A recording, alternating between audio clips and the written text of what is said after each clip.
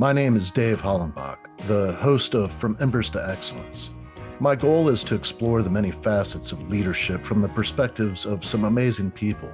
In addition to leadership, I like to discuss mental health, PTSD, and overcoming adversity. If you have a favorite episode, I would love to hear about it. Message me through social media or my website, and I will share some free tools to help you achieve your goals. Please like, subscribe, and leave a review. If you haven't purchased your copy of my book, Fireproof, please grab a copy today. Thanks for listening.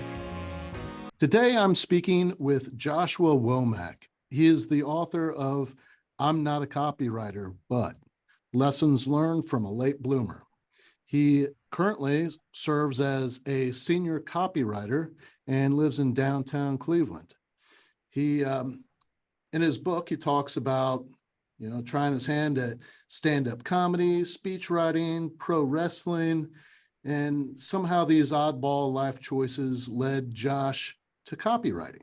So that's something that we're going to dig in today, just try and put all the dots in a row and figure out, this journey that you were on, because sometimes, life leads us on into a lot of different directions. So Josh, thank you very much for coming on and sharing with me and the audience.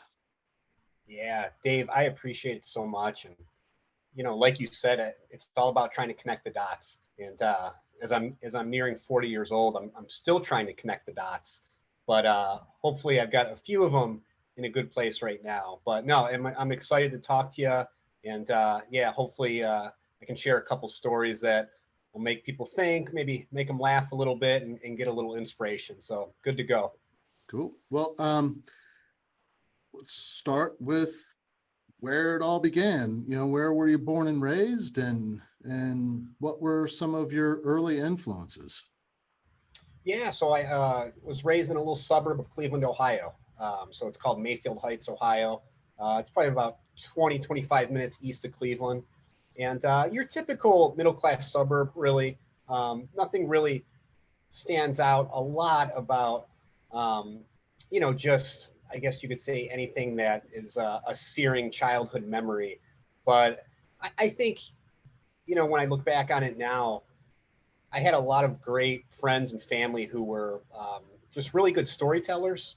And a lot of that just starts around the kitchen table when you're having dinner, after work and after school. And you kind of share how the day went. You share the things you learned, the things that maybe didn't go well, funny anecdotes, things like that. So I think, in some sense, kind of those early conversations sort of paved the way to those eventual things that I tried later in life, whether it was stand-up, whether it was speech writing, what I do for copywriting now. Somehow it landed into a very short stint, as you mentioned, into pro wrestling. But yeah, I think when you have a supportive family, which I was lucky enough to have, and you had those conversations, you kind of feel like, okay, I can try my hand at a few different things. So I was lucky enough to do that. That's pretty cool. Well, what did your mom and dad do when you were growing up? Yeah, my dad was an iron worker. So he was a union guy. Was Local 17, which is right here in Cleveland. And then he actually transitioned. He became a home inspector. So he would kind of be that person that, you would take the potential buyer of a house kind of on a tour of the house and point out, things that, you needed to look out for and certain issues that might come up. And I know realtors weren't a very big fan of his because the home inspector is usually the person that kind of kills the deal, so to speak. But he always had good rapport. He always had good rapport with kind of the people he worked with. And then with my mom, she was a medical secretary for about 30 years. So she worked in a dermatologist's office. So she was the first person that people saw when they walked in the door, for their doctor's appointments. So again, I think they had good exposure just to working with people. Again, nothing, not the most glamorous jobs in the world, but, jobs where, you take pride in what you do. And I hope that maybe some of that kind of trickled down to me and my older brother. So is it just you and your brother? Yeah, it's just me and my older brother. And like I mentioned, he's a fireman. And, he kind of found that journey in a really particular way. He was actually an amateur boxer. So he was an amateur boxer when he was in his early 20s, and his trainer's son was a fireman.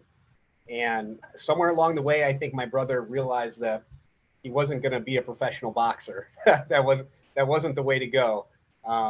So I think his trainer's son put a little bug in his ear that said, "Hey, if you're not going to do this boxing thing, I know a really rewarding career that I do." And God, yeah, he's been doing it for over 25 years now, so he's really enjoyed it. Wow. So let's talk about, I'm guessing after high school, you did you go to college after high school? Yeah, it's funny because in my book, the subtitle is Lessons Learned from a Late Bloomer. So I really didn't know exactly what I wanted to do after high school. So I ended up working full time the year after high school. I didn't go straight to college. And I just wasn't ready yet. I wasn't ready to put forth the effort, kind of in the classroom, so to speak.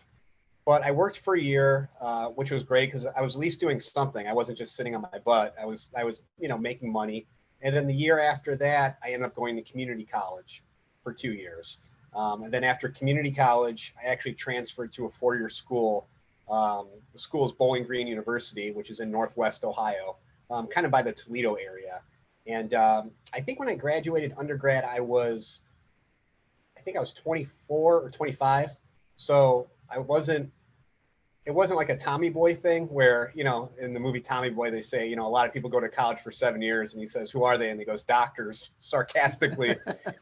It wasn't one of those, but I eventually got my undergraduate degree and then um, started just kind of trying some things out. Took some jobs with some nonprofits, did some stand up on the side, did some speech writing, and all those kind of life experiences kind of coalesce into what I'm doing now, which is copywriting.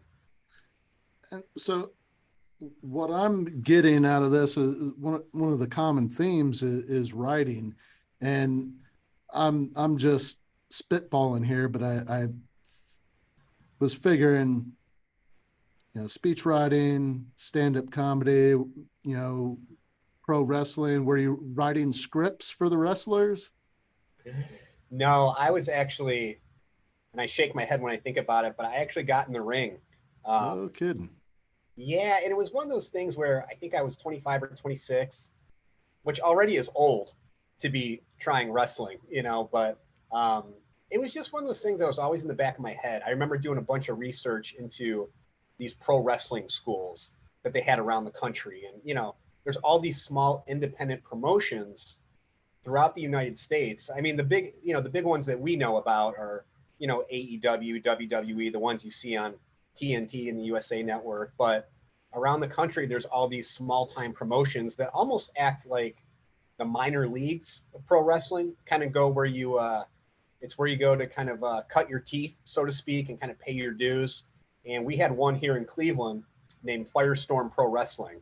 So they were holding open tryouts at a converted concert hall on the west side of Cleveland. So I saw an ad in Craigslist, and they kind of gave a little gist of kind of what they were looking for. So I went there one day, and I talk about it in my book too. It was February in Cleveland, so it was very cold. Gray skies, and I remember when I walked into the building, I didn't feel any warmer. Like I didn't warm up. And then I found out later on that to get a deal on the building, the wrestling promotion didn't have heat or hot water. So there was no, like, you couldn't wash your hands. You had to bring hand sanitizer. So there was no water in the bathrooms, and there was no heat in the building. So for all those future practices that I went to, I would just bundle up and layer and put on Under Armour and whatnot. But no, I gave it a shot. I did the practices for about 3 months, and then I ended up getting just an awful concussion. I experienced vertigo for the first time, which was super scary. I never want to experience that again. And I remember going to a neurologist because I didn't want to give up on it right away. I at least wanted to see kind of like what my options were. And the neurologist told me kind of what I already knew. I had kind of like a low grade concussion. And he looked at me and he said, well, are you planning on doing this for like your full-time career? And I go, well, I have a day job. And, this is just something I've always wanted to try. And the neurologist was really funny. He had a son who played college hockey. And he goes, I'll tell you the same thing I tell my son. He goes, if you have safer career options, I would do those instead. And that's what I did. So it was a brief 90 days of my life, but I don't know. It was still something I look back on, and I'm still proud that I at least, gave it a shot, that I attempted it. So it's hard to tell, like, how tall are you? How heavy are you? Like, I mean, I'm not big at all. I'm yeah, you five look five. pretty trim. Thank you. Yeah, I'm 5'5" and 130 pounds soaking wet. So believe me, I am not the prototypical physique for pro wrestling. And it's funny when I walked into that open practice that day, because there were guys who were my size, on the smaller side. And then there were guys who were built like big lumberjacks, guys who were 250, 300 pounds. So it really was kind of a mashup of people, so to speak. And it was funny. There was one guy in my class. He was actually shorter than me. I mean, I'm only 5'5". I think he was 5'2" or 5'3", but he was a collegiate wrestler. So he had like already kind of like a good foundation, like a good base, I guess you could say. And he ended up doing kind of the independent circuit for a couple years. And then he stopped. He had kids. He had a family. But it just goes to show you, wrestling comes in all shapes and sizes. Yeah, that's pretty cool, man. So tell me how you did in stand-up. Yeah, and stand-up is just one of those, it's like wrestling. It's just one of those things I always wanted to try. And so what ended up happening was I found a stand-up workshop here in Cleveland. And it was taught by this guy named Dave Schwensen. And Dave was a former comedian, but he was more of like a booking agent, I guess you could say. So he would book the comics who would perform at like different improv clubs throughout the country.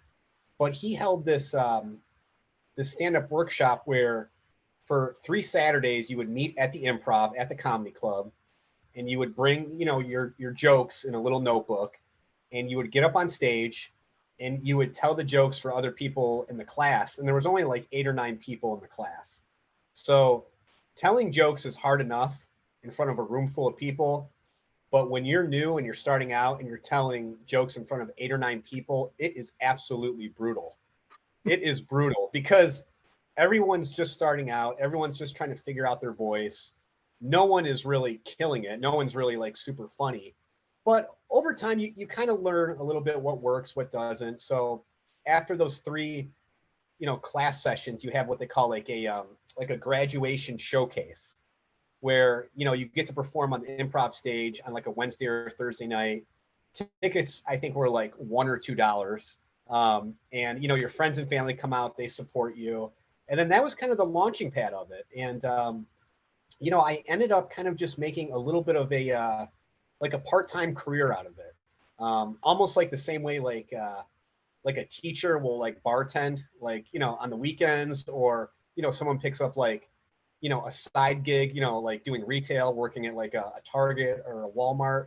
To me, stand-up was kind of like my I don't know, kind of like how I made fun money, like spending money, so to speak. And yeah, stand-up kind of got me in the mindset of writing, kind of what the theme that you picked up on. It kind of got me, putting pen to paper, working with the Word document, jotting my thoughts down. And then that eventually transitioned into speech writing. So you're right, kind of that writing thread just kind of weaves its way, kind of through my life the last, 12, 15 years. And were you big on writing in high school? Not really. I think I loved reading, like, and I still do. I try to read 25, 30 books a year, which I know for some people is a lot, for other people it isn't. I think I read somewhere that Stephen King reads about 75 or 80 books a year. So that's the elite level right there. So I'm not even at half that, but I try to do what I can. But no, I think the writing stemmed from the love of reading. Really, just kind of, every time you read a book, you kind of take an adventure in your mind, um, and it's just something that I just really love to do. And reading is a pretty solitary act. It's just kind of you and the book, and so is writing. Writing, you kind of have to have a lot of focus. You have to be patient with it. You have to write, then rewrite, and go through drafts and drafts of, edits before you get it right. But that was kind of my sweet spot. I felt very comfortable kind of putting what I had up here kind of down on the paper. And luckily, knock on wood, it's still working out. Well, tell me what a copywriter does. Yeah, so a copywriter, a lot of people think it has to do with like the little C with the circle around it, and a lot of copywriters get that, but a copywriter is actually someone who usually works in an advertising agency. So it basically it's, I guess you could say it's marketing writing. So, when you get emails from Starbucks or, Target or anything with like, the latest deals, or, they send you an email with a Labor Day special or, a Christmas special. Usually it's a copywriter who's kind of come up with that language in the email. So copywriters will write email, they'll write direct mail. So kind of like that junk mail that you get in, kind of like in your mailbox, like, whether it's, an insurance company or credit card offers from, Capital One or Visa. Usually it's a copywriter who kind of comes up with all that information. So basically a copywriter is writing for a brand, if that makes sense. And how did your experiences, that led to you being a copywriter, develop into you writing a book? Yeah, well, I think, if you backtrack it a little bit, from about 2013 to about 2020, a buddy and I, we started a company called Laugh Staff, where we used stand-up comedians to help write wedding toasts. So it was, my buddy had the idea after he went to a wedding, and he kind of had to give a on-the-spot toast, so to speak. So we kind of just developed this little website where people can log on, and either myself or him or one of the other comedians would write a 3 to 5 minute wedding toast. So Laugh Staff and writing those wedding toasts kind of got me in the habit of writing for other people. So it kind of got me almost like taking their information and taking what they wanted and kind of writing it in a cohesive structure, and having it make sense, a beginning, a middle, and an end. So speech writing was like my introduction, like I said, into writing for others. And then from speech writing, for me, it was a natural conversion into copywriting. Because in copywriting, you're writing for someone else too. You're writing for a brand. So luckily enough, the skills kind of transitioned over from speech writing to copywriting. And really for the last few years, I mean, I've written blog articles. I've written just a bunch of things that were anywhere from, 500 to 1,000 words. And usually 500 to 1,000 words is, maybe a 3 or 4 minute read, depending on how fast of a reader you are. But I think every writer, no matter if you're a speechwriter, a copywriter, I feel like every writer at one point or another feels like they ask themselves the question, do I have a book in me? It's like, do I have a story to tell? And is it a story that's universal enough that people would want to pay attention to it and that people would actually want to read it? So I just started, I just started jotting thoughts down. I really didn't have my chapters kind of laid out or anything like that. It was just kind of random thought here, random thought there. And then as it kind of picked up momentum a little bit, where it was like, okay, like if I could write 1,000 words, how long would it take me to get to 3,000 words? And if I get to 3,000 words, how long can I get to 5,000 words? And, and long story short, my book is a really short read. It's only about a 40, 45 minute read, because it's right about 15,000 words, which is not a long book at all. But it's long for me because I had never written that much before. Right. So it was like a nice little, it was a nice stretch project. You know, it was a skill set that I already had, but I had never focused it into that kind of like project before. So I guess, you know, when you embark on something like this, you kind of have to have some people to support you. And if there's any aspiring authors listening to this podcast, I definitely recommend getting a good editor, because my editor was an absolute godsend. An editor is great if you get a good editor, they can take a look at, you know, what you have, and they can make it make sense almost better than you can. You know, so my editor was absolutely great. She would, you know, see a chapter that I wrote, and she would say, you know what, I like this chapter, but in terms of the flow of the book, I don't think this chapter belongs up here. I think it belongs down here.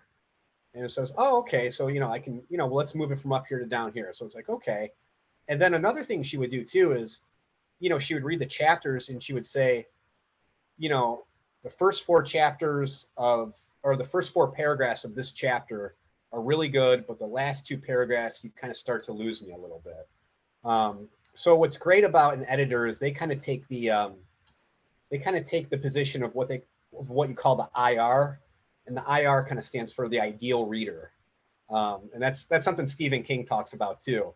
You know, and for Stephen King, his ideal reader is his wife. He always shares his manuscripts with his wife. So a good editor will come at it through the prism of the ideal reader. So again, if you're looking to write a book and it's on your bucket list, I definitely recommend investing in an editor. It'll be money well spent. Who did you use for an editor? I used she's a freelance writer. Her name's Rebecca Ferlati, and I had met her at a writing workshop like 6 or 7 years ago. And I originally had this idea for a book back in 2019, and we actually got together. We had coffee, and I kind of told her about the idea. And she goes, well, when you're ready, she goes, let me know. And she goes, I'd be happy to, you know, take a look at it. So when I actually sat down and focused and kind of put pen to paper, she was really the first person that I reached out to. And she was absolutely great. You know, she just went through the Google document and marked it up. And, you know, she did a great job. I still felt like it was my voice in the book. You know, I wasn't totally re-edited, or, you know, it's not like everything was stripped away. It was still me, just with kind of her eyeballs on it, so to speak. Yeah. Yeah. No, with my book, I found an amazing editor, and it was the same thing. I had a lot more content, and a lot of it just was unnecessary. And so she was like, you know, I really don't think you need all of this. It's not pertinent to the flow of things. And Yep. I was like, well, you know, and she's like, I think you can still get the point across with this. I'm like, yeah, I guess you're right. And so it's like you said, it's all my stuff, it's all my content, but she really did rearrange it in a way, because that was my biggest issue was, well, how do I organize this? Because once I had written it and looked at it, it was all over the place. And I'm like, you know, what I thought was a pretty good flow, now I feel like I need to do this and this. And then as I was taking it apart and putting it back together, I got so frustrated and came really close to deleting it. and You thank do. yeah, I mean, thank God I found her, and yeah, just did an incredible job. Uh, so, Well, but you know what it is? It's I always tell people, you know, writing a book is a patient endeavor in an impatient world. yeah, Um, it really is. And I mean, you know, I try to I'm trying to write my second book right now. And to borrow a phrase from you, man, it's all over the place. And I know I'm gonna be making a call to that same editor once I get to a certain word count. But yeah, it's one of those things where, you know, you were probably staring at the same Word doc for, you know, weeks and months, and for some people, you know, years. And you just get so sick of looking at it that, you know, hitting the delete key might it might sound like the easiest thing to do. Yeah. But I'm glad you didn't. Yeah. Yeah, me too. Um, so who is your primary, who's the audience that, or the, you know, let's see, how would I put this? Who did you write your book for? Yeah, I would say in a nutshell, I wrote the book for me, who I was like 7 years ago. Because when I got this job I didn't get this copywriting job until I was 32. And that's why, like I said in the book title, it's lessons learned from a late bloomer. Because I didn't get into the business until, a little bit later. And even though I had the background of stand-up and speech writing, there was still a learning curve. There was still a learning curve of how to work at an ad agency, how to write copy that is simple but effective. And there's just a lot of things. There was just a lot of obstacles and challenges that I had within my first, really, I would say 2.5, 3 years. Like it took me a while to really like get it. So I really wrote the book for junior copywriters who, maybe they got a late start like I did. Maybe they're getting their first copywriting job when they're in their 30s, or 40s, or, maybe it's for someone who right out of college knows they want to be a copywriter, who's 22, 23 years old. And what I do in the book is I just try to give some examples of things that I learned kind of about myself through copywriting. And some of them are just how to get along with others, how to collaborate with others, how to not take things personally in a creative field, which is very hard to do.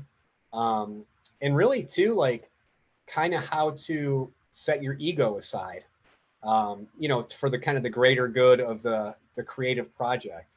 Because I think, anytime you're doing something that you care about and it's something in a creative field, like you do feel like you're kind of showing the world kind of part of you and kind of how you interpret the world and how you think. And then when you get constructive criticism on that, it can sting a little bit. But I think if you can frame that constructive criticism in the right way, you'll be good to go. So what's one of the primary lessons that you lay out for the reader? Like what's one of the ones that you talk about in the book? Yeah, so I would say I kind of give this rule of 3 in the book, where when you're writing, say you're writing a headline for an email that you're working on, basically there's kind of 3 buckets that I think every copywriter should kind of put their work in. There's the safe bucket, which is basically the bucket that's pretty much to the point. Like it's the line or the sentence that the customer is going to like. There's not a lot of creativity to it. It's just kind of is what it is. Sometimes it's what the customer wants. So you can't do anything about it. So there's kind of that first bucket of just kind of like get the main point across. And then the second bucket is kind of pushing the headline a little bit, giving it like a little bit of flair or a little bit of personality. And really, it's for every copywriter, it's that copywriter's personality kind of peeking through a little bit. So, it could be just a turn of phrase or it could be a quippy line. But it's kind of like, it pushes the envelope just a little bit, creatively. And then for the third bucket, I say it's the line that only you can write. So it's the line that only Josh Womack, the copywriter, can write, or it's the line that only Bob Smith, the copywriter, can write. And it's the idea that is really far out there, and it's the idea that probably won't get picked, but you should include it anyway, because really copywriters are hired for their creativity, for their brains. So you want to show people that, even though this idea might not get picked, you want to show them like your thinking. You want to show them how your brain operates. And even though if they don't pick this certain line for this project, they might remember that, hey, that guy or that girl had the really funny line in that one meeting. And for this particular project, now I need that really outside of the box thinking. So I think in every project, there's good, there's great, and there's kind of out there. So, in any piece of copy that I write, I try to write it 3 different ways. And it's just like the more you write it, the more you get comfortable with it, and the more you can kind of inject your personality into it. So I'm interested to hear what you do to get your mind in that creative zone. Do you have like a practice that you do, or, I mean, are you just so good that every morning you wake up, it just is creative as hell, No, it's funny. The first chapter of my book, I call it The Good Goo. And it was actually a story. I had talked to a monologue writer who used to write jokes for Conan O'Brien. And we were emailing each other, and he one time heard from Conan O'Brien. He goes, you got to capitalize on your good goo. And he goes, well, what's the good goo? He goes, basically, it's just the time of day where you are thinking the most clearly. So it's the time of day where you're kind of firing on all cylinders. So some people are morning people, some people are night people, and I'm definitely a morning person. So, really, I try to sit down with, a cup of tea in the morning, and the first hour of the day is worth its weight in gold. Like, that first hour of writing will be the best stuff that I produce in an 8-hour day. And I know that because my brain is well rested, and it's just the time of day where I think the most clearly. And again, that time of day is different for so many people. It's funny, I have some coworkers who pick up energy and momentum as the day goes along. And it's funny because I'll send a lot of emails in the morning because that's kind of when I'm firing on all cylinders. They'll send a lot of emails at 3, 4, 5 o'clock because that's kind of when they're just getting going. But it looks different for everyone. But I will say this. I mean, even if you could just dedicate 30, 45 minutes a day to trying to do deep work like writing, nobody in my opinion, nobody writes 8 hours a day. Like, I think it's impossible. If you can write 30 minutes a day for 3 months straight, then that is an awesome accomplishment. So, again, it's kind of just building up those little wins, kind of throughout the days and the weeks and the months. But yeah, for me, morning time is kind of sacred time. Now, do you have a website that you send people to, or, if people wanted to connect with you or purchase your book, or, what's the best place for people to go to? Yeah. I have a website. It's got just some of the stuff it's got a link to the book, obviously, but it's got some stuff I've written in the past few years. And it's just my name. It's just joshwomack.net. And then I'm on the social channels too, on Instagram and Twitter. It's just Joshua Womack 82. And Instagram and Twitter is probably what I'm most active on. But yeah, I mean, if anyone wants to give a shout and, talk copywriting or wrestling or stand up or whatever it is, I'm, definitely happy to chat. And the book is pretty much anywhere you can find books.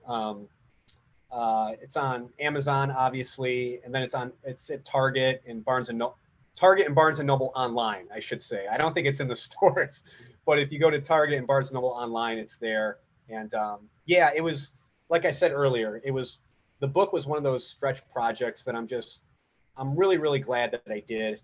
And maybe in a year and a half or two, we can do this again, and maybe the second book will be out, and maybe it won't be all over the place. Maybe it'll actually have some structure. Cool, man. Well, I really appreciate you coming on and sharing your story with us, and all best of luck with your book, and thank you so much. Dave, I appreciate it, man. Thank you.